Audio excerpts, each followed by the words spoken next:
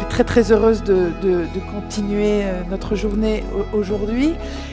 Je suis heureuse d'accueillir Rafa Benachour, qui est arrivé hier soir, qui est, je pense, aussi très heureux d'être parmi nous. C'est un, je ne vais pas dire vieil ami, parce que ça va nous donner un coup de vieux, Rafa. Non. C'est un an. C'est l'amitié qui est vieille. C'est l'amitié qui est vieille. Non pas les auteurs. Exactement. Merci de me le faire signaler. Donc, je suis très heureuse de t'accueillir ici en Andorre. Je suis très heureuse de te passer dans 2 minutes la parole. Tu vas continuer à nous faire découvrir le système africain des droits de l'homme. Je suis très heureuse également d'accueillir mon amie et collègue Claudia Martin, qui vient de l'American University, qui est depuis 20 ans, 25 ans à la tête d'une académie de droit international et humanitaire à Washington, qui est un endroit extraordinaire qui délivre chaque année des cours en espagnol et en anglais, ce qui est une grande particularité aux États-Unis, et qui a eu la gentillesse aussi de répondre présente à l'invitation. Alors Claudia, un grand merci encore. Sans plus tarder, car on a déjà perdu un quart d'heure, je passe la parole à Rafa Benachour, qui va nous présenter la question de la mobilisation des sources extérieures dans le cadre de l'interprétation du droit à la liberté d'expression dans la jurisprudence africaine. Merci. Madame la Présidente du Tribunal constitutionnel d'Andorre, mais je vous dirai plus simplement, très chère Laurence, honorables juges, mesdames et messieurs les professeurs, chers collègues, mesdames et messieurs, laissez-moi vous dire d'abord combien je suis heureux de me retrouver aujourd'hui parmi vous. Et je tiens à remercier Madame la professeure Laurence Burgorg-Larsen, actuellement présidente du Tribunal constitutionnel d'Andorre, que je connais depuis quelques années, je ne vous dirai pas combien, et nous avons eu le plaisir de participer à un certain nombre de rencontres scientifiques, aussi bien à Tunis qu'ailleurs. Aussi, je voudrais présenter des excuses pour mon arrivée tardive. J'ai raté la journée d'hier pour des raisons que vous comprendrez, puisque nous fêtions, il y a 2 jours, la fin du mois de Ramadan, le mois de jeûne, et c'est une très grande fête pour nous, ce qui ne me permettait pas d'être parmi vous ce jour-là. Alors, comme cela a été annoncé, on m'a chargé de traiter d'un sujet, la mobilisation des sources extérieures au service de l'interprétation du droit à la liberté d'expression dans la jurisprudence africaine. Par conséquent, je me limiterai à cet aspect des choses, parce que par la suite, mon collègue et ami, l'honorable juge Gérard Nyongeko, traitera de la mobilisation des sources extérieures de manière plus générale dans la jurisprudence de la Cour africaine des droits de l'homme. Et comme vous le savez tous, la liberté d'expression est aujourd'hui l'une des libertés fondamentales, l'un des droits de l'homme les plus sacrés, pour lequel se mobilisent aussi bien les défenseurs des droits de l'homme que les juridictions, que ce soit les juridictions de l'ordre interne ou les juridictions de l'ordre international, aussi bien au niveau universel et régional. Et cette liberté, nous la trouvons pratiquement consacrée, pratiquement dans toutes les constitutions nationales, dans les conventions internationales, universelles et régionales. Cependant, entre la consécration normative et la jouissance effective d'un droit, il y a toujours un pas à franchir, et ce pas, généralement, doit être franchi par les juridictions ou les quasi-juridictions. Pourquoi je dis les quasi-juridictions? Parce que jusqu'à une date relativement récente, dans le système africain de protection des droits de l'homme, il n'y avait pas de juridiction à proprement parler, car le seul organe chargé de la protection et d'assurer l'effectivité de la Charte africaine des droits de l'homme était la Commission africaine des droits de l'homme et des peuples, créée par la Charte elle-même en 1981, et qui, il faut le dire, a une jurisprudence extrêmement fournie, une jurisprudence, et je dis bien jurisprudence, parce qu'elle a fait œuvre de jurisprudence, elle a dit le droit, et elle l'a dit généralement de manière parfaite, si bien qu'aujourd'hui, la jurisprudence de la Commission constitue une source d'inspiration principale pour la Cour africaine des droits de l'homme, et je pense que cela sera dit par ailleurs. Concernant la Cour africaine des droits de l'homme, elle a également fait œuvre jurisprudentielle concernant la liberté d'expression, et jusque-là, dans 2 affaires qui ont donné l'objet à décision, l'affaire Norbert Zongo contre le Burkina Faso et l'affaire Loé Issa Konaté contre le Burkina Faso. Il se trouve que ce sont 2 affaires contre le Burkina Faso, mais qu'il y a un certain nombre de différences. Et considérant l'état généralement de cette liberté d'expression dans la plupart des États partis à la Charte africaine, ces décisions sont d'une importance capitale dans la mesure où elles sont susceptibles de donner un coup d'envoi à de nouvelles réformes juridiques, notamment concernant la dépénalisation des délits de presse. Et je pense qu'à la lumière de l'une de ces décisions, l'État du Burkina Faso s'est engagé à le faire, ce qui évidemment est une excellente initiative, et cela renforce l'effectivité des décisions rendues par la Cour, mais aussi un certain nombre de décisions qui ont été rendues auparavant par la Commission africaine. Par conséquent, les décisions de la Cour africaine en la matière présentent en quelque sorte un aspect pédagogique important, mais aussi un aspect pratique, car le fondement de ces décisions est très important et la motivation de ces décisions est importante, car elle ne se limite pas à une interprétation textuelle de la Charte africaine des droits de l'homme et des peuples, et notamment de l'article 9, paragraphe 2, concernant la liberté d'expression, mais elle fait appel au droit comparé, elle fait appel non seulement à la jurisprudence de la Commission africaine, donc il y a une sorte de libre-échangisme entre la Commission africaine et la Cour, et cela est très normal, car dans le protocole portant création de la Cour africaine, il est dit que la Cour africaine complète en quelque sorte l'œuvre de la Commission africaine des droits de l'homme, et nous voyons de plus en plus aujourd'hui la Cour emprunter la jurisprudence de la Commission et vice-versa, la Commission emprunter la jurisprudence de la Cour africaine. Dans le papier écrit qui vous a été distribué, j'ai consacré 3 parties à ce sujet, plan un peu non habituel chez nous autres juristes francophones, car nous sommes un peu fétichistes du plan en 2 parties. Je ne le suis pas énormément, et j'aime bien les plans en 3 parties. Dans une première partie dont je vais vous faire l'économie, je traçais une sorte de cadre conceptuel, de cadre théorique, en analysant les facteurs déterminants et les modèles de cette mobilisation des sources extérieures au service de l'interprétation du droit à la liberté d'expression.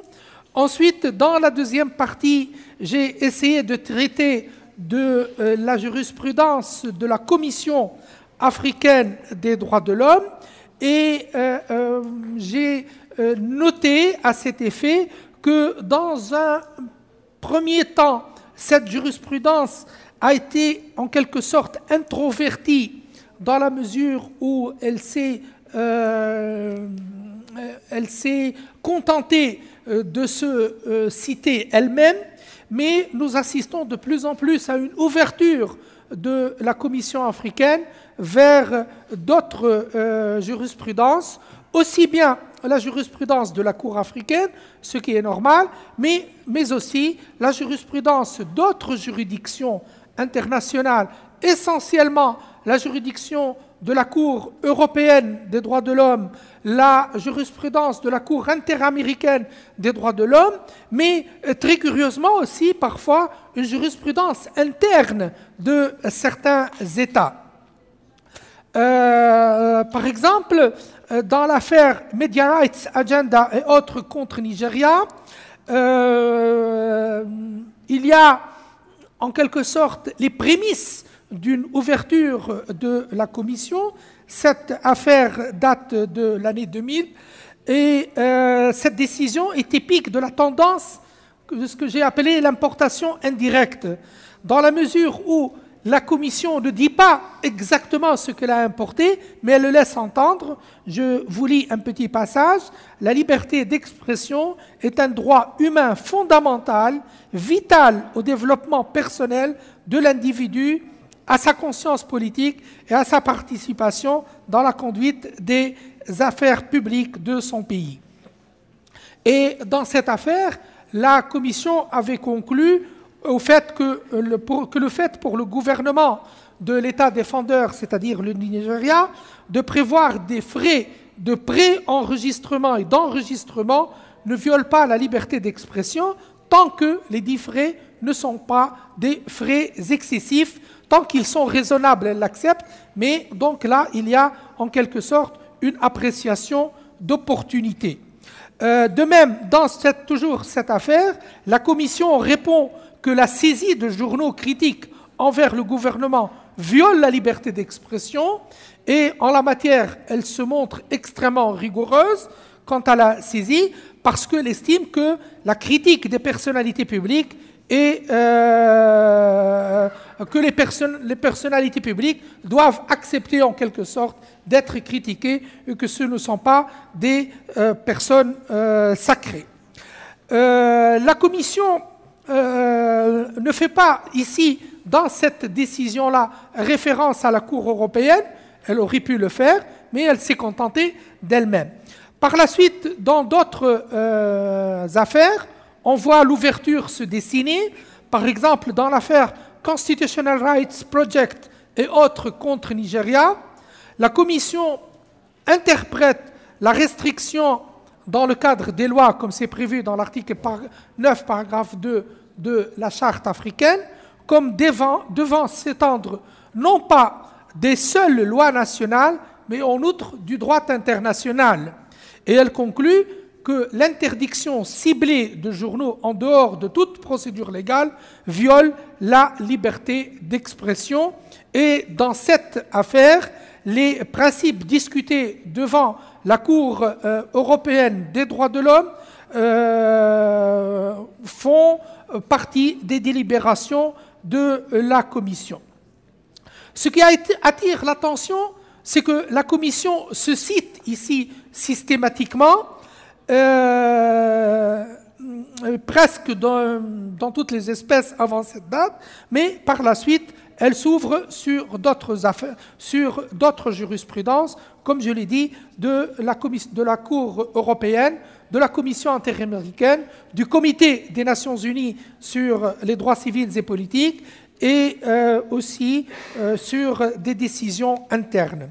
Je passe sans trop tarder à la Cour africaine, parce que c'est là où vous m'attendez, je suppose. Comme je l'ai dit, la Cour africaine a, dans deux affaires, traité de la liberté d'expression. Et vous comprendrez très bien que, en traitant de la Cour africaine, je suis astreint à une certaine réserve, qui n'est pas celle de l'universitaire que je suis. Et donc, vous pardonnerez parfois une certaine retenue. Alors, dans l'affaire Norbert Zongo, c'est la première affaire qui se pose à la Cour où il est question de liberté d'expression. La Cour africaine montre de ce que j'ai appelé une certaine sobriété jurisprudentielle. Alors que dans l'affaire suivante, l'affaire Issa Konaté, elle ouvre largement les vannes aux précédents étrangers et je crois que c'est désormais une ligne jurisprudentielle claire chez la Cour africaine.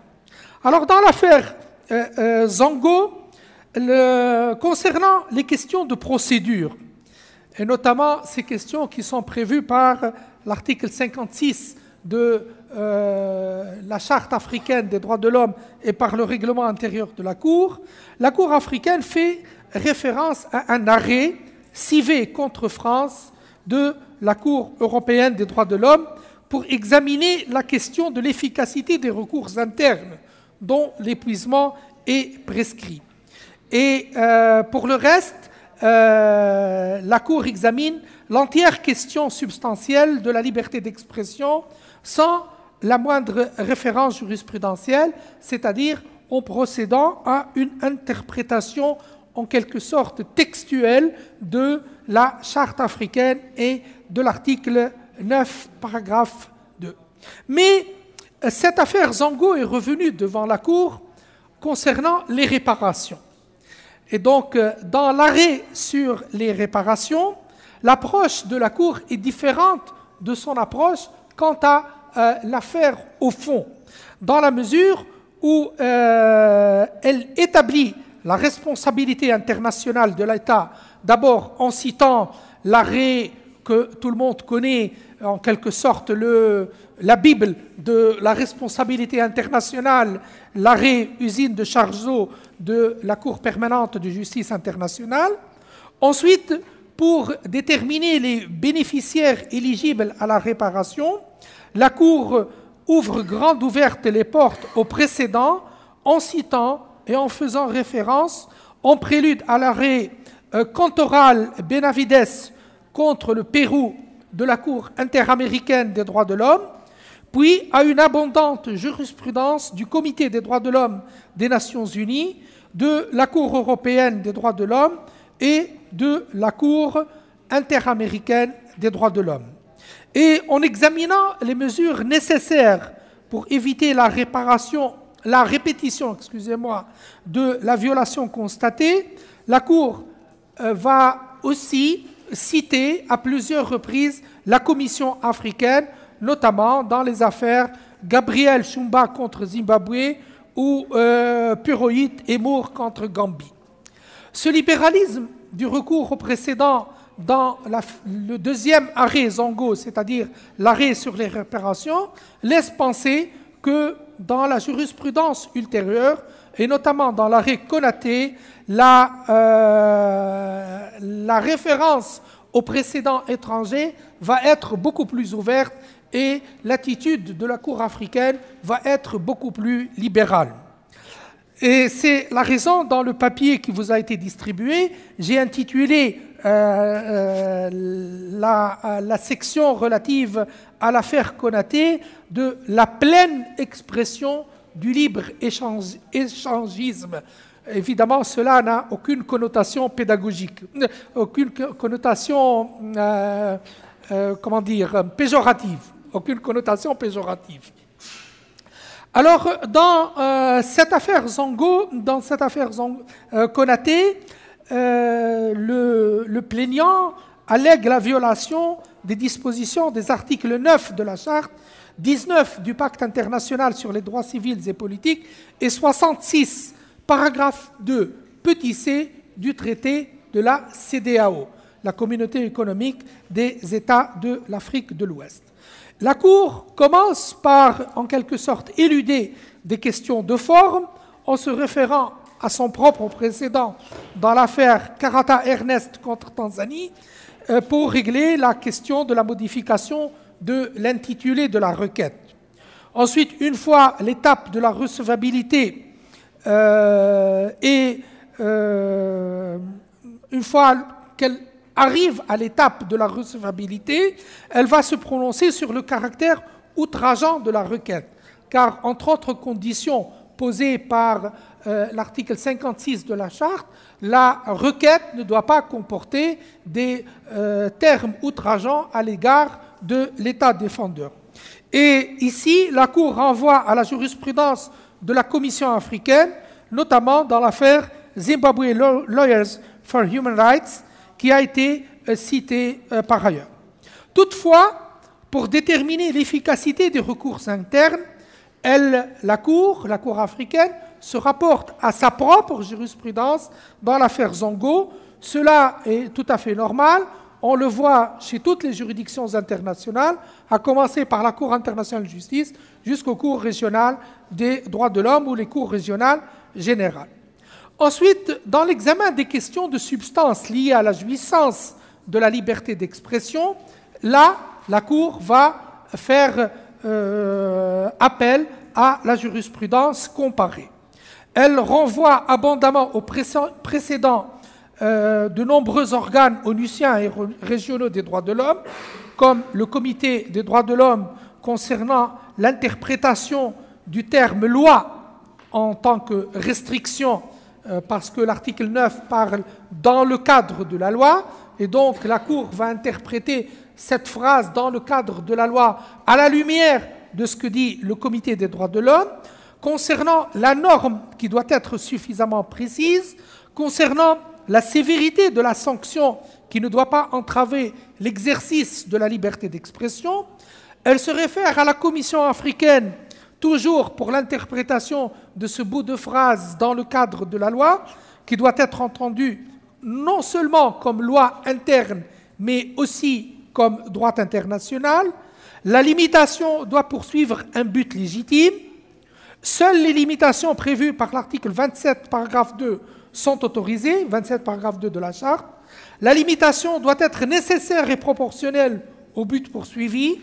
La sévérité de la sanction ne doit pas entraver l'exercice du droit. Donc, vous le voyez, il y a une sorte de dialogue entre la Cour, d'une manière, le Comité des droits de l'homme, la Commission, mais aussi les autres cours régionales, notamment la Cour européenne des droits de l'homme et la Cour interaméricaine, concernant le caractère raisonnable du montant de l'amende et des dommages et intérêts à l'aune de la proportionnalité entre le moyen et le but poursuivi. Pour 2 petites minutes. Alors, pour une raison qui devait être élucidée à une autre occasion, la Cour renvoie au précédent ainsi mentionné sous la forme d'une revue jurisprudentielle avant d'en citer à nouveau des extraits dans son raisonnement, un peu comme pour achever de renforcer la légitimité recherchée de cette référence.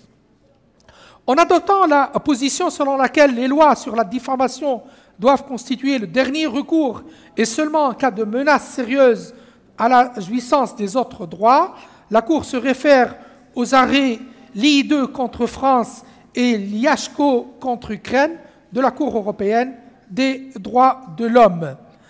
Ce recours au précédent devient, je le pense, une pratique habituelle générale de la Cour concernant les autres droits de l'homme, et on l'a vu dans plusieurs autres arrêts qui sont cités dans le papier que vous avez.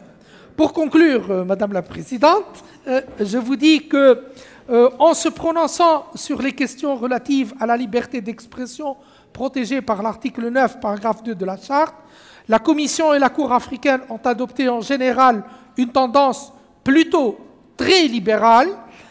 S'il est vrai que l'approche des deux organes était plutôt timorée dans un premier temps, eh bien, la tendance libre-échangiste s'est imposée. Et en ce qui concerne plus particulièrement la Cour, son penchant général pour ce dialogue, pour ce libre-échange, se révèle dès ses premières décisions de substance. Je vous remercie infiniment. J'ai fait l'économie d'1 minute. Merci beaucoup. Merci beaucoup, cher Rafa, d'avoir joué le jeu du timing. 2 minutes avant de passer la parole à Claudia, tu as parlé des conséquences des 2 arrêts de condamnation contre le Burkina Faso. Et je pense que nos amis interaméricains, latino-américains, ont dû être intéressés parce que tu as parlé des conséquences en termes de dépénalisation des délits de presse. Et en Amérique latine, la question de la dépénalisation, notamment de la diffamation, mais il y a des liens avec les délits de presse, est un grand sujet important qui a occasionné un arrêt fameux qui mêle contre Argentine. Donc on aura, je suis sûre, l'occasion de discuter. Sans plus tarder, c'est à toi, chère Claudia, pour aller un quart d'heure, 20 minutes à tout casser, pour nous présenter l'utilisation des sources extérieures dans l'interprétation du droit à la vie dans la jurisprudence interaméricaine. Bueno, muchísimas gracias, Laurence, por la invitación. Muchas gracias también al Tribunal Constitucional de Andorra por la oportunidad de estar aquí, que es la primera vez que estoy.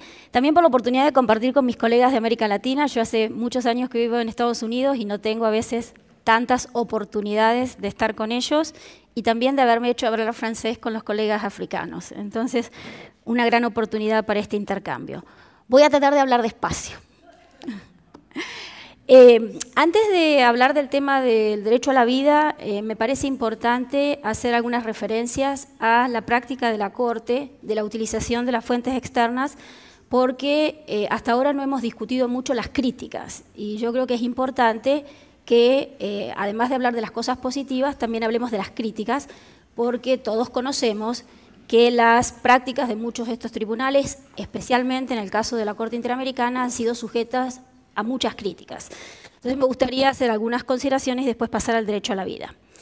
En primer lugar, el artículo, lo dijimos ayer, en el caso de la Convención Americana de Derechos Humanos existe una disposición específica sobre las normas de interpretación, que es el artículo 29 de la Convención Americana, pero además en la práctica de la Corte se ha hecho muchas veces referencia al hecho de que la Corte también utiliza el derecho internacional general para la interpretación y aplicación de la Convención Americana. Y por esta razón, en su práctica inicial, la Corte Interamericana hacía referencia al artículo 31 de la Convención de Viena sobre Derecho de los Tratados y no mencionaba para nada el artículo 29. Sería interesante saber por qué. Yo creo que era porque estaban muy entusiasmados con la jurisprudencia europea, pero esa es solo una especulación.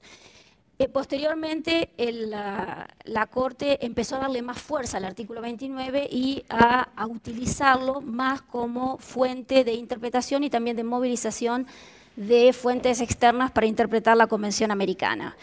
En la actualidad, si uno mira la jurisprudencia más reciente, la Corte amalgama, junta estas dos disposiciones a los efectos de poder justificar una interpretación evolutiva de las normas de la Convención Americana.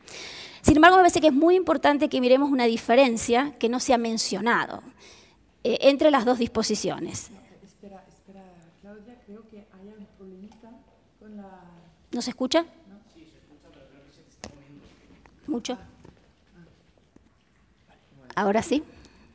Perfecto. Decía que hay una diferencia importante entre el artículo 29 de la Convención Americana y el artículo 31 de la Convención de Viena, y específicamente, esta está en la nota número 2 para las traductoras, el artículo 29b dice que ninguna disposición de la presente convención puede ser interpretada en el sentido de limitar el goce de ejercicio de cualquier derecho que pueda estar reconocido de acuerdo con las leyes de cualquiera de los estados o de acuerdo con otra convención en que sea parte uno de dichos estados. Es decir, en el caso del artículo 29, la Convención Americana requiere que la Corte utilice fuentes externas que hayan sido ratificadas por el Estado. Yo creo que eso es una diferencia importante entre el lenguaje del artículo 29 y el lenguaje del artículo 31 de la Convención de Viena. Y la Corte lo ha utilizado. Si ustedes miran la jurisprudencia, sobre todo del artículo 21, de la interpretación del artículo 21 de la Convención Americana, la Corte hace interpretaciones, utiliza fuentes diferentes dependiendo del Estado que sea. Los casos de Surinam, como Surinam no había ratificado el convenio OIT número 169, utilizó el Pacto de Derechos Civiles y Políticos y el Pacto de Derechos Económicos, Sociales y Culturales en su artículo 1, que habla de autodeterminación. Mientras que para llegar a la misma conclusión e interpretar el derecho colectivo de las comunidades indígenas y de las comunidades tribales bajo el artículo 21, en el caso de Paraguay y en el caso de Ecuador, utiliza el convenio 169 de la OIT, porque estos estados, y la Corte lo dice, porque estos estados han ratificado ese convenio. Es interesante también que se ha criticado mucho a la Corte por utilizar extensivamente las fuentes externas bajo el artículo 31, pero si uno mira la práctica de la Corte, cuando usaba el artículo 31, también siempre mencionaba que el Estado había ratificado el tratado.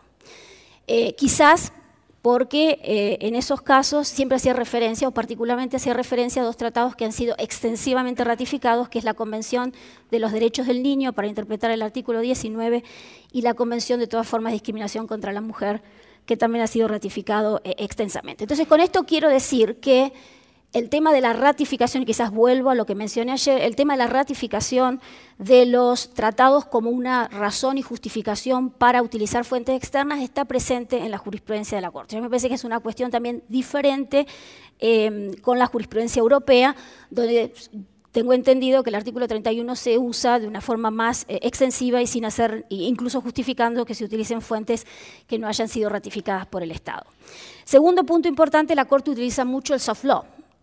También en este caso existe otra disposición del artículo 29, que es el que establece que no se puede excluir al efecto de interpretar la Convención el efecto que puedan producir la Declaración Americana de Derechos y Deberes del Hombre y otros actos internacionales de la misma naturaleza. Algunos expertos han justificado que la Corte tiene la facultad de utilizar el soft law sobre la base de esta disposición. Es interesante, yo creo que nadie ha estudiado la historia legislativa de la Convención Americana en este punto, quizás sí, pero me tengo la impresión que no. Pero una posible forma de interpretarla sería que el artículo 29 autoriza a la Corte a utilizar la Declaración Americana o normas de similar naturaleza. Por ejemplo, otras resoluciones, otras declaraciones que se hayan sido adoptadas en el marco de una organización internacional y que hayan sido votadas por los Estados. Por ejemplo, la Declaración Universal es la que más conocemos, pero también está la Declaración de Naciones Unidas sobre los Derechos de los Pueblos Indígenas, que la Corte Interamericana ha usado en el caso Sarayaku con una referencia interesante, porque en ese caso aclaró que el Estado de Ecuador había votado por la Declaración de los Derechos de los Pueblos Indígenas en el momento que había sido adoptado. Y utiliza esta frase a los efectos de darle fuerza a su utilización de una fuente del soft law, si ustedes quieren, al interpretar también el artículo 21, en ese caso en relación a la consulta previa. Entonces, con esto les quiero decir que es importante tener en consideración estos puntos cuando uno ve la utilización de fuentes externas por la Corte Interamericana.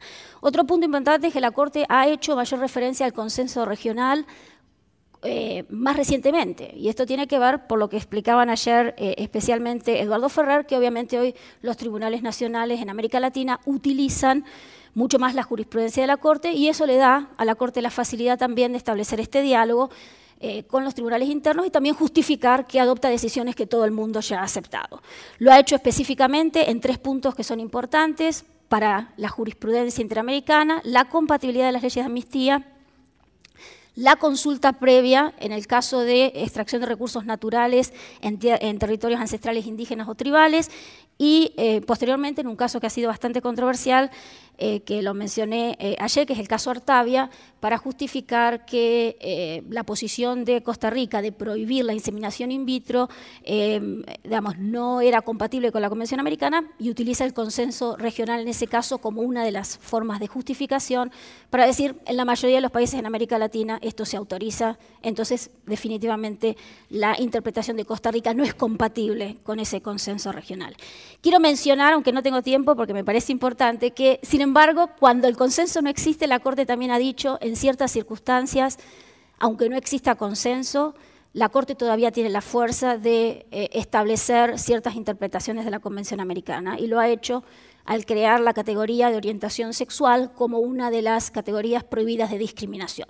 Por supuesto, no existía en el momento en que se adoptó la decisión en el caso Atala en Chile, no en la región y menos en Chile, no había existido una aceptación de que la orientación sexual era una categoría prohibida de discriminación bajo la Convención Americana. Ayer le pregunté a Alejandro, me parecía interesante, el derecho consuetudinario. La Corte Interamericana no lo había usado mucho, pero sí lo ha mencionado más recientemente al hacer la aplicación, como veremos luego, del derecho internacional humanitario en casos de privación arbitraria de la vida en contextos de conflicto armado. Quizás el derecho humanitario también puede ser en el futuro una forma, si se justifica que la Corte tiene la facultad para interpretar esa fuente, una forma de justificar el uso de fuentes externas, aun cuando se trate, por ejemplo, de tratados que no han sido ratificados por los Estados. Y estoy pensando en la Convención de los Derechos del Niño, que ha sido ampliamente ratificada, pero, por ejemplo, no ha sido ratificada por Estados Unidos, como ustedes saben. Yo hago todas estas menciones porque a mí sí me parece muy importante, y lo reiteré ayer, que tengamos en consideración que las críticas que se hacen y que vienen del derecho internacional público, de los expertos de derecho internacional, hay que responderlas. Entonces, no es solo una cuestión de criticar el trabajo de la Corte, sino que yo creo que positivamente es muy importante que la Corte utilice las formas del derecho internacional para justificar su acción. Eso es una posición personal. La otra cosa que sí también me parece importante mencionar es que, así como hay ciertas críticas que no son justificadas, hay algunas que sí lo son. Y me parece que dos son importantes, las mencioné en el paper y las podemos discutir después. Una es que la Corte hace un uso extensivo de dicta, de fuentes externas que lo único que hacen es contribuir a la confusión.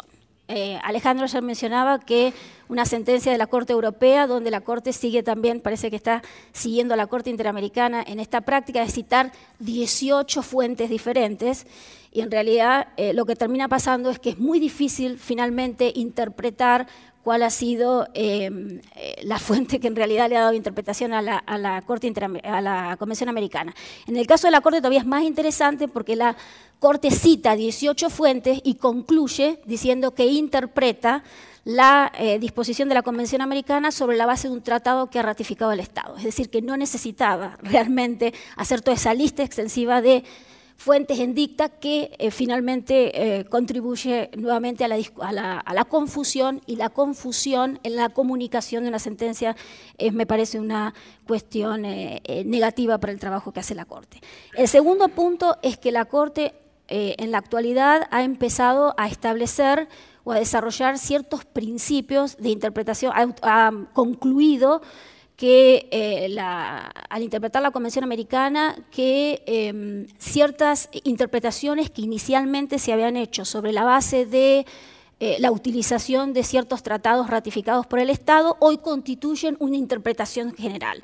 Eduardo Ferrer ayer mencionó el caso de la consulta previa, también lo hace con la notificación consular, es decir, cuando la Corte empezó a interpretar la Convención Americana y a incorporarle estos derechos adicionales, lo hacía sobre la base de ciertas fuentes que el Estado había ratificado. Nuevamente, el convenio 169 de la OIT, los pactos en el caso de Surinam, la Convención de Viena sobre relaciones consulares. Hoy por hoy la Corte parece decir que ya no tenemos que referirnos a nada, la Convención Americana establece eso y la Corte lo dice sin sostenerlo. A mí me parece que en estos casos no parecería existir tanto problema porque estos temas están bastante definidos en el derecho internacional, pero en otros casos sí puede haber problemas. Y quiero mencionarles uno que es importante, que es, por ejemplo, el tema de la participación de las víctimas en el proceso penal. La Corte Interamericana, la idea de la participación de la víctima en el proceso penal es una interpretación que hizo inicialmente la Comisión Interamericana sobre la base de las legislaciones internas, porque en América Latina nosotros tenemos la famosa víctima civil que puede participar en el proceso penal. Pero en el common law eso no existe. Y entonces, hoy, si uno mira la jurisprudencia de la Corte, por ejemplo, se hace una interpretación general de que la participación de la víctima es esencial al acceso a la justicia y esencial al debido proceso. Eso es una cosa muy cuestionable, diría yo, por ejemplo, para los estados que no lo tienen reconocido en su derecho interno. Y me parece por eso que en estas circunstancias la crítica es válida, que a veces la Corte debería cuidar cuando establece principios generales que los ha construido sobre la base de prácticas específicas de los estados o de tratados que ciertos estados han ratificado. Y esto tiene que ver, para concluir con este punto y hablar del derecho a la vida, que lo voy a hacer rapidito, que se lo iba a preguntar ayer a Eduardo. A mí me parece que uno de los defectos que tiene la Corte es que no habla para todo el mundo, que a veces habla demasiado para América Latina y que, para hacer una referencia a otro argentino, a la Corte Interamericana le pasa como al Papa Francisco.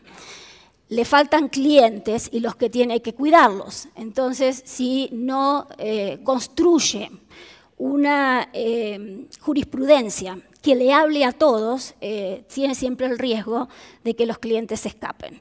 Y como le decía ayer Alejandro, todavía el derecho internacional lamentablemente es importante para la Corte Interamericana porque en tanto y en cuanto está creada por un tratado y los estados pueden denunciarlos, existe todavía esa necesidad de que los estados estén participando activamente y que se sientan, digamos, participantes respetados y considerados. Eso sobre las críticas para que discutamos porque me parece importante. Sobre la utilización de fuentes externas para la interpretación del derecho a la vida, lo increíble de todo es que en realidad es el tema menos controversial. Porque definitivamente, por varias razones, los temas en los cuales la Corte ha utilizado fuentes externas para tratar el derecho a la vida son temas en los cuales existía una cierta coincidencia en derecho internacional. Voy a hacer referencia rápida, prometo. Desapariciones forzadas, uso de la fuerza, particularmente uso de la fuerza letal, crímenes de lesa humanidad y delitos contra la vida resultantes de violencia contra género y quizás la más complicada, la noción de vida digna y la utilización del derecho a la vida para la interpretación del derecho a la salud que habló ayer Eduardo Ferrer. Desaparición forzada, la Corte fue una precursora, la Corte inventó la definición de desaparición forzada, por lo tanto, la utilización que hace hoy de las fuentes externas en realidad es para sustentar lo que siempre ha dicho. Y lo que siempre ha dicho en realidad fue lo que generó algunos de los tratados internacionales. Es decir, que por más que la Corte hoy cuando resuelve los casos de desaparición forzada se mencionan miles de cosas, en realidad no es muy cuestionable nuevamente porque la Corte fue la que creó inicialmente la definición y fue aceptada, creo que en general, sin mucho cuestionamiento. Creo que el único problema que presenta hoy la interpretación de la Corte en desapariciones forzadas es el derecho a la vida. Porque, como ustedes saben, o no sé si saben, pero sí lo miran, todas las definiciones internacionales sobre desaparición forzada en la actualidad no incluyen como parte de la violación el derecho a la vida. La Corte siempre lo ha incluido y lo continúa haciendo, a pesar de algunas diferencias en su jurisprudencia que no tengo tiempo de explicarles, pero les puedo contar si les interesa. En sus casos más recientes incluso ha encontrado una violación del derecho a la vida con víctimas que estuvieron desaparecidas y posteriormente recuperaron su identidad. Es decir, la Corte todavía habla en esos casos de una violación del derecho a la vida. Uso de fuerza letal, dos aspectos importantes, en situaciones de cumplimiento de ley y en situaciones de conflicto armado interno. Situaciones de cumplimiento de ley, la Corte Interamericana ha utilizado el soft law, principalmente los principios básicos sobre el empleo de la fuerza y de armas de fuego por los funcionarios encargados de hacer cumplir la ley, principios básicos para los traductores, que es unos principios que fueron adoptados en Naciones Unidas.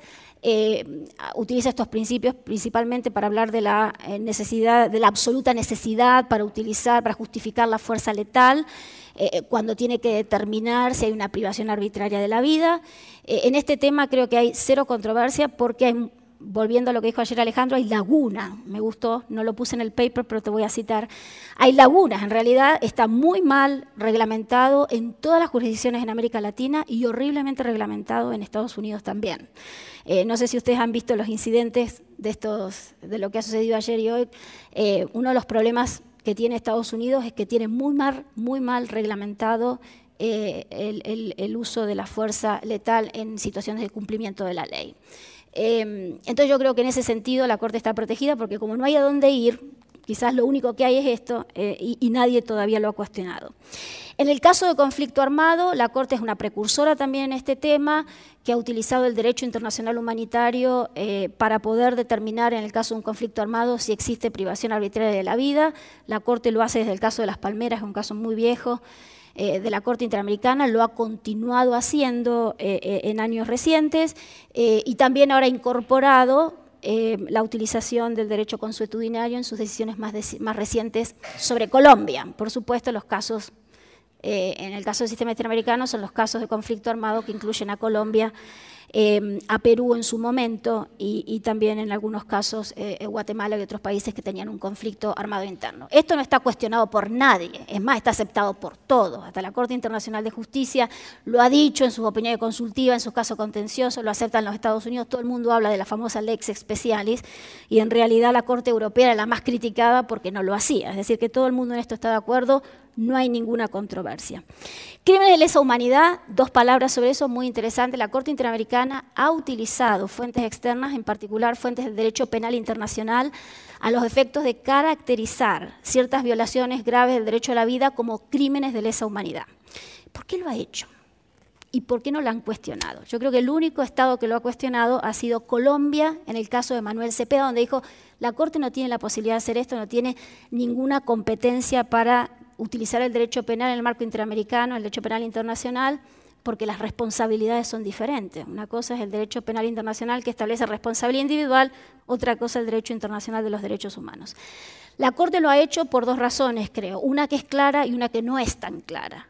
La clara es para poder justificar su posición de la incompatibilidad del uso de amnistías y de otras formas que interrumpen la investigación en casos de violaciones graves del derecho a la vida. La Corte ha dicho, si hay crímenes de lesa humanidad, en el derecho internacional se establece que tiene que haber una obligación de investigar y sancionar.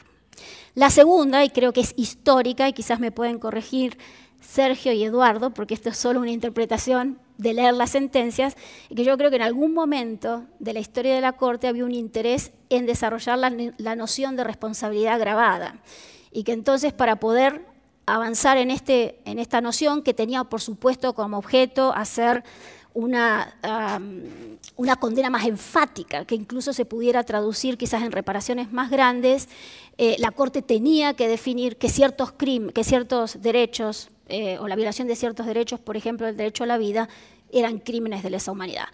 Como digo, no ha sido muy cuestionado, solamente lo cuestionó Colombia y la Corte dijo, nosotros no establecemos responsabilidad individual, solo lo hacemos a los efectos de poder analizar cuáles son las otras obligaciones derivadas bajo la Convención Americana, principalmente la obligación de investigar. Delitos contra, en términos de privación de la vida, en casos de privación de la vida que resulta de violación de género, hay un tema específico en el sistema interamericano, que es que hay otros tratados interamericanos de derechos humanos que le dan competencia tanto a la Comisión como a la Corte para poder supervisar el cumplimiento.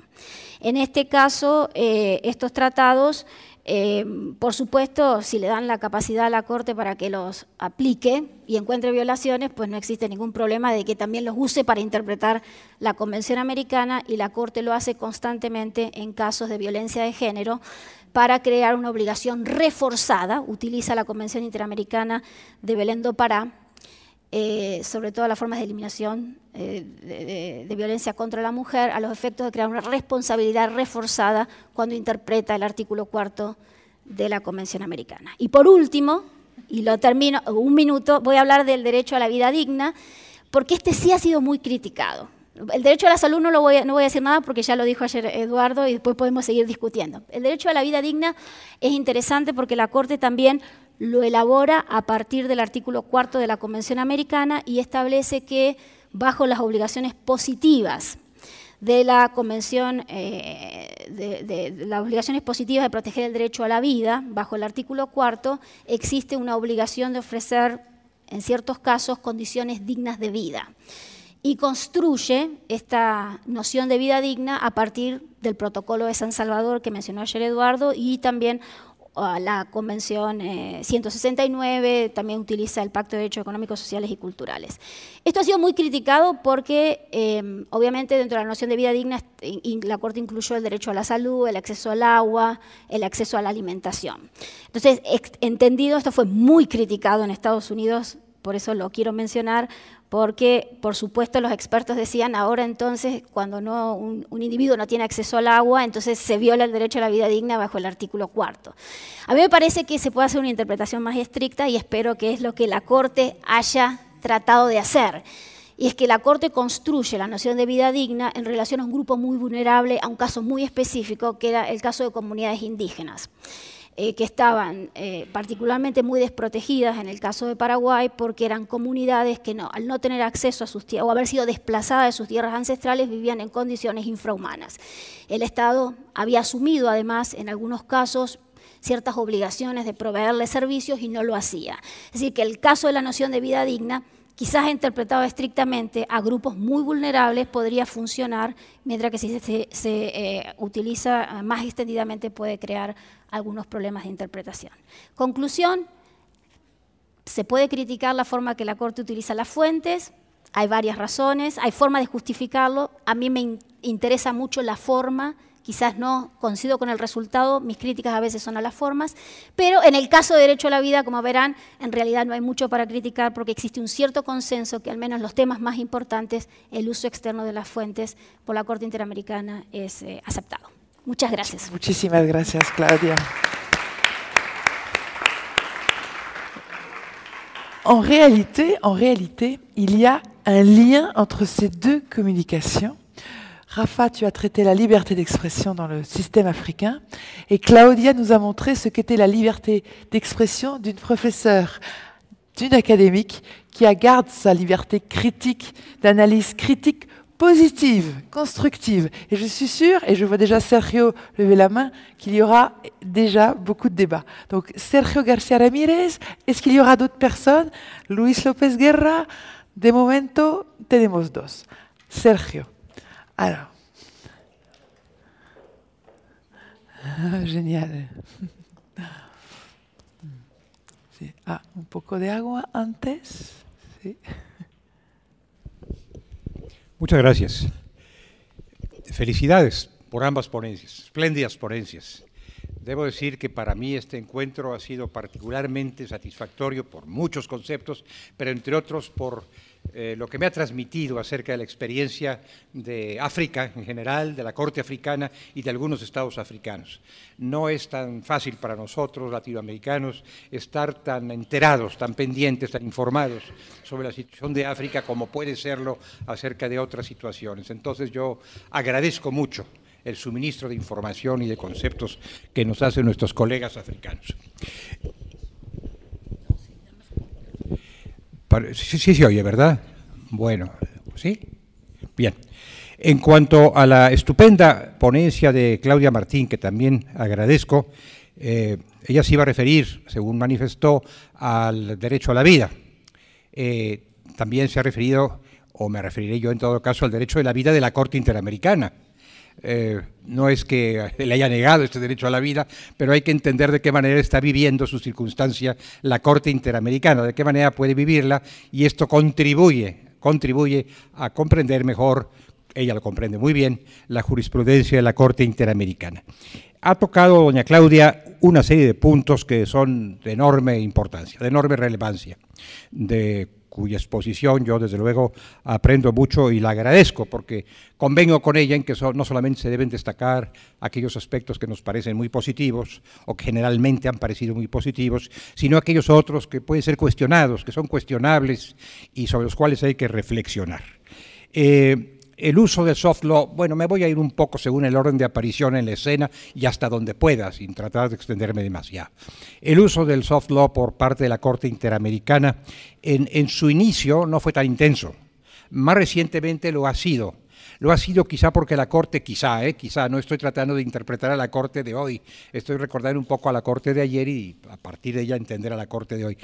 En su inicio no fue tan intenso, quizá porque no se necesitaba o no parecía necesitarse tanto, pero cuando saltó a la escena el tema, por ejemplo, de la investigación de violaciones graves, y se percató la Corte de que esto estaba entregado a las competencias de los estados y que esto no era suficiente, no era adecuado, empezó a utilizar el soft law y a incorporarlo en sus pronunciamientos judiciales, en sus sentencias, y al incorporarlo, de alguna manera aquello que había sido soft law dejaba de serlo al menos para el Estado estado al que se dirigía la condena y probablemente para otros estados, y adquiría vinculatoriedad. Cuando se habla, por ejemplo, de la investigación de la tortura, o cuando se habla, por ejemplo, de la investigación de la desaparición forzada, o de la investigación con perspectiva de género, estamos aludiendo en principio a guías de soft law, pero incorporados en las sentencias en forma sistemática y constante, comienzan a dejar de ser ese soft law y comienzan a ser adjudicados los correspondientes deberes al conjunto de los estados, o al menos al estado condenado, y estos lo han asumido ya como algo vinculante, como algo obligatorio. Entonces ahí tenemos un caso interesante que no se ha estudiado suficientemente, me parece, de conversión de lo que inicia como soft law y transita hacia algo que ya no es precisamente un soft law. Bueno, me parece. En cuanto a la cita de normas ratificadas por los estados y no necesariamente a normas del derecho internacional general, cargando el acento sobre la ratificación de los estados, yo creo que aquí es uno de estos casos en que hay que atender un poco a lo que a veces he llamado, pero no me he atrevido a llamar hasta este momento, en este encuentro, la navegación americana, las características de la navegación americana en pro de los derechos humanos. La Corte también, la Interamericana, actúa como las otras cortes en su circunstancia, dentro del espacio en el que puede y debe moverse para propiciar el desarrollo del sistema interamericano. También esto es importante para la Corte, propiciar el desarrollo del sistema interamericano y acreditarse dentro del sistema interamericano como una instancia válida y fuerte.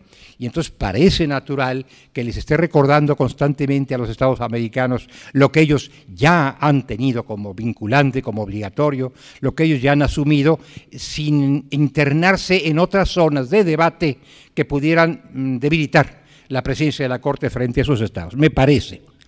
Por lo que toca a las citas de los tribunales nacionales, que en algunos casos invoca la existencia de un previo consenso generalizado en América, o no tan generalizado, pero suficiente. Bueno, aquí tenemos un poco las dos cosas, ¿no?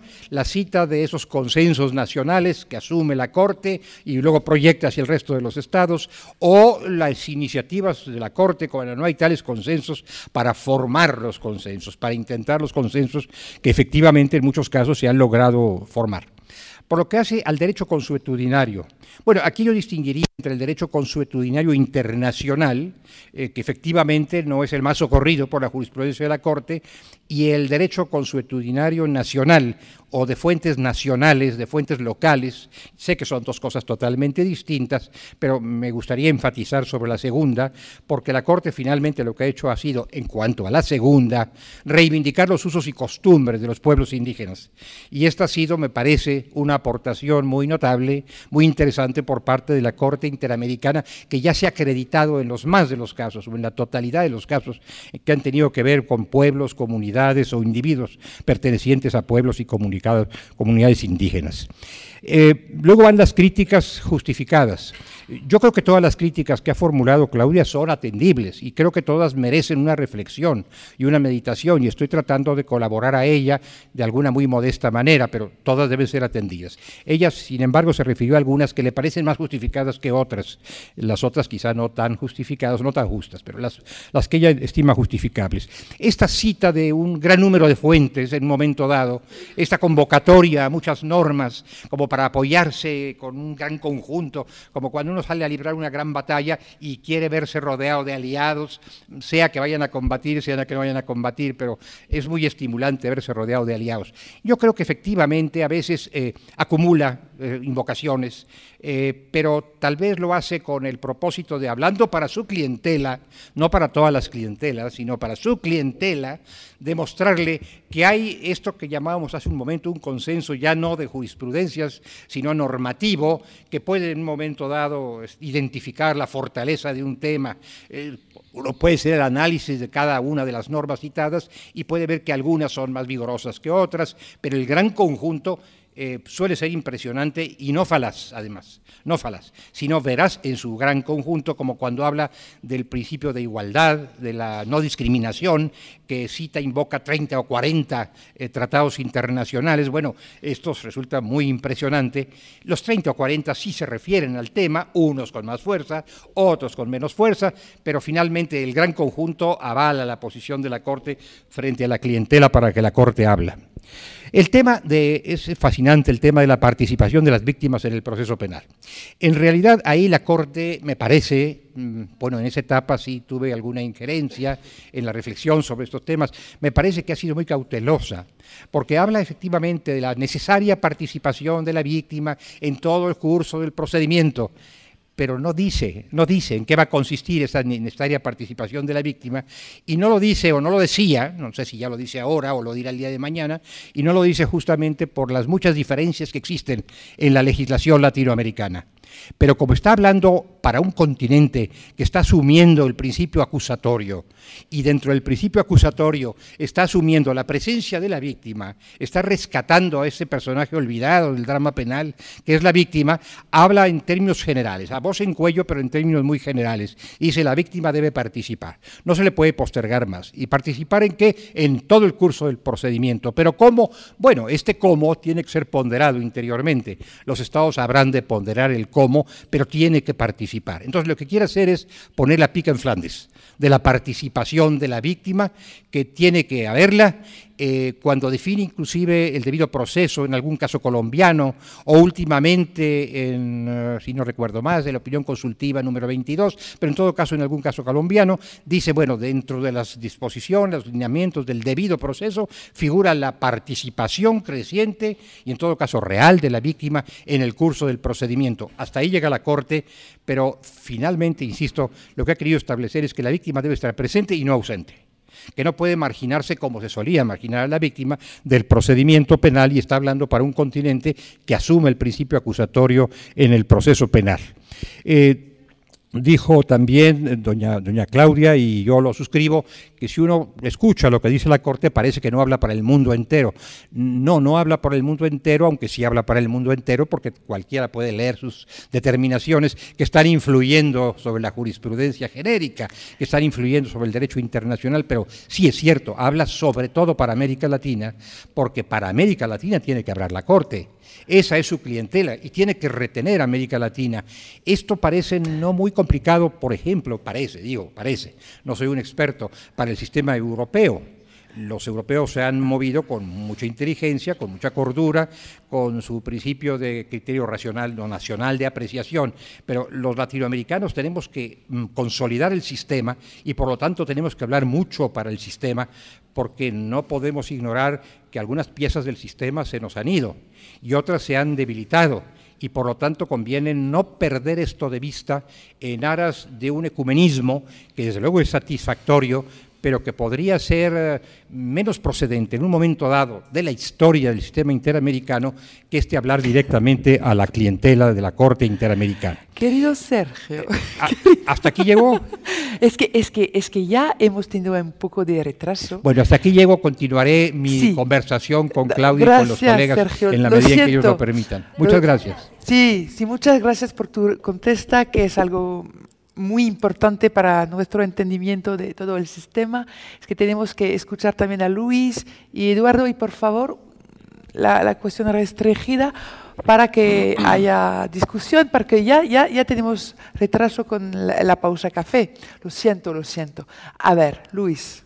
Très bien. Premièrement, mes félicitations aux expositeurs, parce que je crois que le thème que s'agit, c'est-à-dire les sources externes de la jurisprudence, sont très, très importantes, surtout pour ceux que nous qui sommes intéressés dans les rapports, l'interrelation entre les cours. Et alors, je voudrais faire seulement des questions. Premièrement, sur une matière qui, je crois, qui a été traitée par Laurence Bourgogne, et qui sont les vecteurs qui ont l'initiative pour la citation des sources internationales, des sources de jurisprudence dans les affaires devant les cours. C'est-à-dire, parce que je me souviens que Laurence a étudié les cas de la Cour européenne et la Cour interaméricaine. Il dit curieusement, à la Cour américaine, c'est par l'initiative des juges. C'est-à-dire, ce sont les juges Juranovic Curia qui font des citations internationales, pendant qu'à la Cour européenne, l'initiative appartient plutôt aux requérants, aux organisations paragouvernementales, tout comme ça. Alors, comment c'est ça à la Cour africaine? Je suis intéressé si qu'il y a une culture de requérants ou non.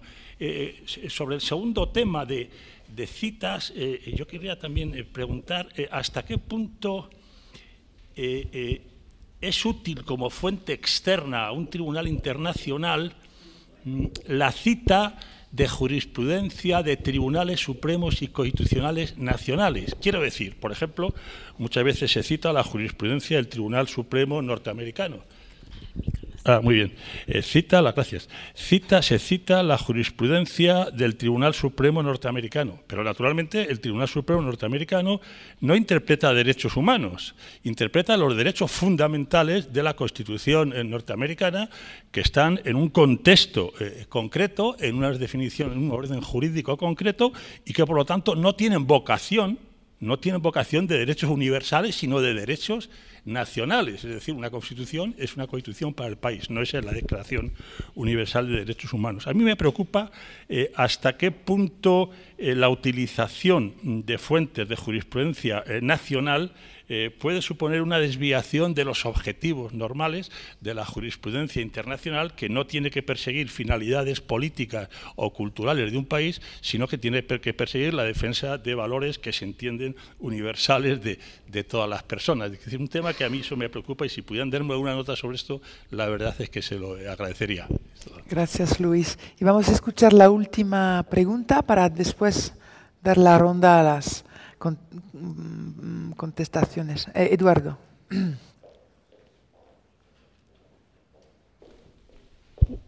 Una vez más me felicito por estar en este coloquio, que no solamente ha sido tan productivo para ver las diferencias y también las similitudes que existen entre Europa, América o Latinoamérica, América y África. Así que muchísimas gracias nuevamente, y gracias a los dos ponentes por su magnífica exposición. Gracias, Claudia, por las críticas. Aquí las he tomado, algunas de ellas ya las había leído, y las había leído en inglés, y las había leído por personas que están en un contexto muy distinto del latinoamericano, y sin hablar del contexto. Esto quiero enfatizarlo porque creo que el tipo de interpretación que realiza la Corte está determinado por un contexto específico que es muy diferente al africano, al europeo, y muy diferente, por cierto, a aquellos países que no han suscrito la Convención Americana, pero que están dentro del sistema y que la Corte no tiene jurisdicción. La Corte habla esencialmente para la clientela que tiene, que son 20 países, y 16 de ellos hablan el mismo idioma, y todos tienen en esencia un mismo origen constitucional y más o menos un mismo desarrollo constitucional. Esto es, hay una mayor, digamos, presencia de unidad de un jus comune constitucional, a diferencia de Europa y probablemente a diferencia de África, ¿no? Por eso el contexto creo que marca mucho la diferencia en el tipo de interpretación y en el tipo de uso de fuentes externas. ¿Por qué ahora utiliza más las citas del soft law la Corte Interamericana? Porque evidentemente el tipo de casos que están llegando son distintos, y en segundo lugar porque ha habido un enorme desarrollo dentro del derecho internacional de los derechos humanos, de tal suerte que el sistema de fuentes se ha ampliado considerablemente. Porque en 2013, en el caso Pacheco Tineo, la Corte en un caso de refugiados utilizó resoluciones del ACNUR, soft law, que lo convirtió ya en jurisprudencia interamericana. ¿Por qué? Porque la Corte está en un diálogo también con no todos los tribunales, sino también con los órganos en general que producen resoluciones en este derecho internacional, que ahora se ha incrementado notablemente, que antes no existía o no estaba con esa intensidad, y por ello la Corte ahora recurre también a este soft law cuando lo considera prudente, a la luz de un contexto, insisto, de un contexto determinado. Ojalá que también la Corte hablara para todo el mundo, porque los 4 idiomas del sistema interamericano, como saben, no solamente es español, sino también inglés, francés y portugués. Lamentablemente, en los últimos 2 años no podemos hacer ninguna traducción, por lo tanto, no podemos dar a conocer nuestras sentencias por un déficit presupuestal que nos está afectando, incluso para poder dialogar con otros tribunales más allá del sistema interamericano, porque solamente publicamos nuestras resoluciones en español. Tomo nota, gracias por las críticas, veremos qué podemos contestar, veremos qué podemos tomar, dialogar en un café y también advertir las diferencias que existen, pero insisto, el contexto hace la diferencia, creo, para cualquier intérprete. Si no se ve ese contexto, no podemos interpretar de la misma manera una misma norma. Muchísimas gracias a todos. Entonces voy a dar la palabra, je vais donner la parole à Rafa, qui va pouvoir répondre à Luis López Guerra sur les vecteurs de l'utilisation du droit comparé. Est-ce que les amici curiae jouent un rôle? Est-ce que les articles 60 et 61 de la Charte? Oui, merci Madame la Présidente. En effet, les vecteurs sont d'abord les juges, incontestablement, qui font appel à la jurisprudence comparée internationale, aussi bien universelle que régionale. Mais de plus en plus, nous constatons que dans leurs mémoires ou dans leurs plaidoiries orales, certains requérants invoquent la jurisprudence internationale, notamment dans les affaires qui ont été confiées à une organisation extrêmement active et qui s'est chargée de défendre les plaignants devant la Cour, qui est la PALU, Pan-African Lawyers Union, l'Union des avocats africains, qui s'est intéressé à un certain nombre de questions et qui a bien accepté de fournir l'aide en quelque sorte judiciaire aux plaignants qui sont généralement démunis aussi bien financièrement que sur le plan intellectuel. Et donc la PALU a généralement invoqué un certain nombre de décisions, que ce soit du Comité des Nations Unies ou des autres juridictions internationales. De même, nous assistons maintenant à l'intervention de certains amis de la Cour, les amicus curiae, et là aussi, la jurisprudence internationale est invoquée. Et donc, comme je l'ai indiqué, nous sommes sur une tendance, disons, croissante vers un appel de plus en plus important à la jurisprudence internationale. Je voudrais faire remarquer, si vous me permettez, après m'avoir amicalement pressé lors de la présentation de mon rapport, que la Cour africaine, dans sa politique de relations publiques en quelque sorte, a organisé pas mal de rencontres avec des juridictions similaires, que ce soit la Cour européenne ou tout dernièrement à Arusha, en Tanzanie, où se trouve le siège de la Cour, avec la Cour interaméricaine. Et nous avons eu des échanges extrêmement important avec nos collègues, que ce soit américains ou européens. Et la politique de la Cour est très active dans cet échange pour précisément étoffer sa jurisprudence. Et dans le papier écrit, chers collègues, vous verrez que j'ai consacré toute une partie à ce que j'ai appelé les facteurs déterminants. Donc, je vous renvoie au papier écrit pour ne pas être très long. Merci. Merci Rafa, et je sens que je vais m'attirer des inimitiés pour avoir tenté de restreindre le temps, mais c'est un équilibre précaire à obtenir et à imposer, je n'oserais pas utiliser le mot. Claudia, quelle est ta réponse a tanto Eduardo como a Sergio?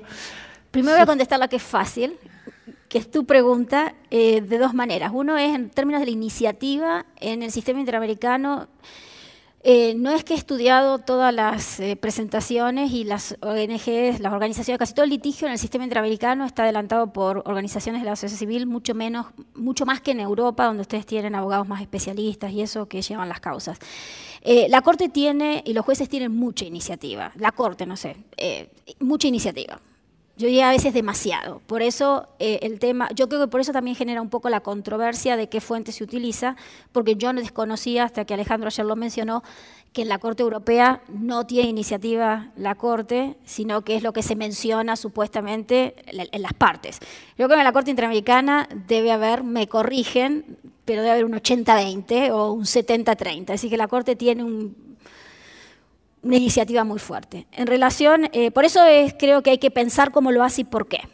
Y después voy a decir otra cosita más. En relación a la aplicación de las sentencias internas, si no me equivoco, la Corte lo hace solamente en relación a las sentencias internas que aplican la Convención Americana.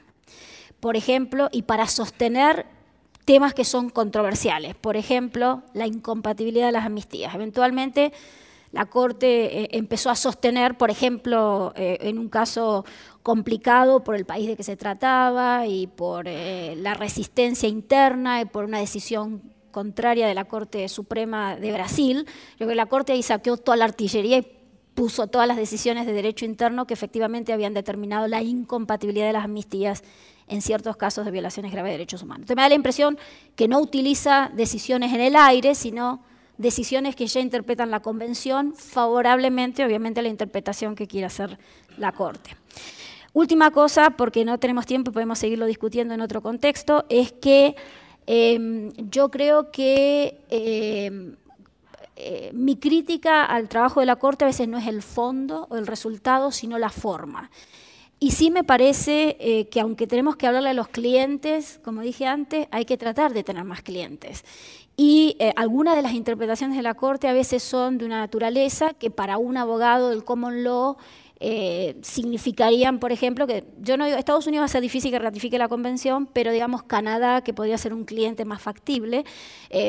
Si yo fuera el abogado asesor del gobierno canadiense, diría, tengan cuidado con las interpretaciones, van a tener que hacer ciertas reservas a la Convención Americana, porque no es lo que dice el tratado, sino la forma y los principios que la Corte ha creado para interpretar ese tratado. Entonces, las formas importan. Si las interpretaciones se justifican muy bien, es mucho más difícil para incluso los que conocen menos el contexto cuestionarlo. El contexto es importante, pero yo creo que hay que aprender a hablarle a otro tipo de audiencia con la justificación. Entonces, mi crítica normalmente al trabajo de la Corte es la forma, más que el fondo y el resultado. Voy a decir por último que yo tengo una tarea muy difícil, porque al interior de mis colegas peleo con ellos. Al exterior defiendo la Corte con toda mi alma porque vivo en un país que la critica mucho. Entonces tengo esta misión muy complicada y quizás siempre estoy tratando de construir el puente. Muchas gracias. Merci beaucoup, Claudia. Je pense qu'il est temps, oui, de vous remercier. Vive la liberté d'expression, vive la critique libre, constructive, c'est formidable. On va continuer autour d'une bonne tasse de café qui nous attend dehors et on essaiera de rattraper le retard, je ne suis pas sûre. Là, on est à nouveau parti sur des chemins.